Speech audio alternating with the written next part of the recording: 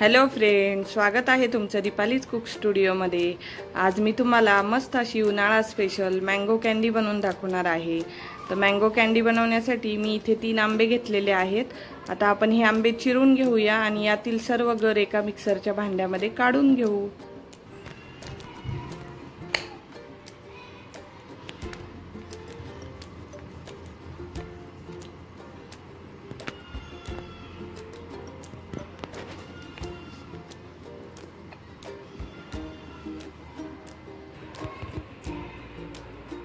मिक्सरच्या भांड्यामध्ये मी सर्व आंब्याचा जो गर आहे तो काढून घेतलेला आहे। आता आपण साखर घालूया। अंदाजानेच आंबा जसा गोड आहे तशी साखर वापरू शकता। मी 2 चमचे साखर घेतली, ही घातलेली आहे।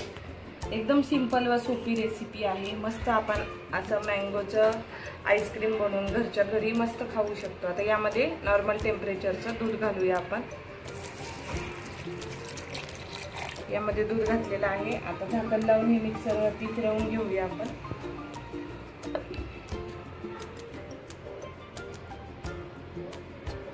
मिक्सरच्या भांड्यामध्ये हे बघा असं मिश्रण छान तयार करून घेतलेलं आहे।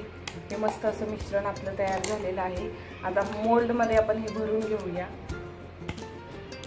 हे मी मोल्ड घेतलेला आहे। या मोल्ड मध्ये आपण आता मिश्रण भरून घेऊ।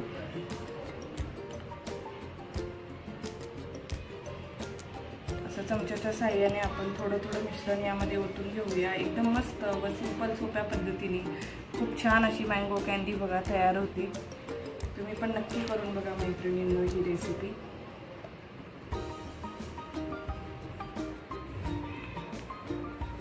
या मोल्ड मध्ये बघा मी सर्व मिश्रण आपलं यामध्ये भरून घेतलेलं आहे आणि अशा छोटे हे कागदी ग्लास आहे यामध्ये पण भरलेलं आहे राहिलेलं मिश्रण। तुमच्याकडे असं मोल्ड नसेल तर तुम्ही कागदी ग्लास किंवा घरातील छोटी फुलपात्र सुद्धा वापरून छान असं हे मँगो कॅन्डी बनवू शकता। आता याचे आपण झाकण लावून घेऊया।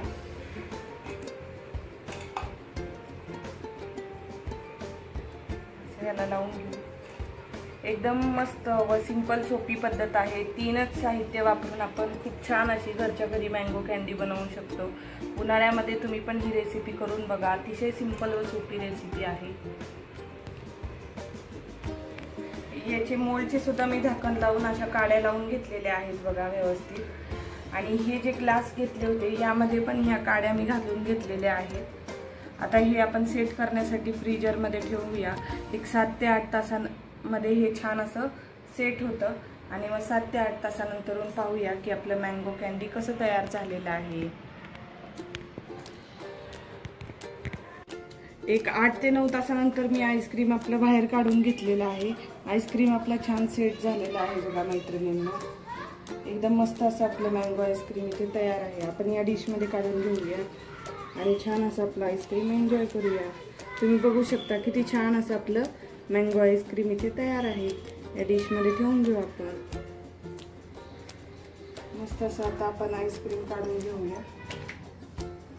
हे बघा किती छान असं आपलं आईस्क्रीम झालेलं आहे। आणि जे पेपर ग्लास मध्ये केलेलं आहे ते पण मी दाखवते तुम्हाला।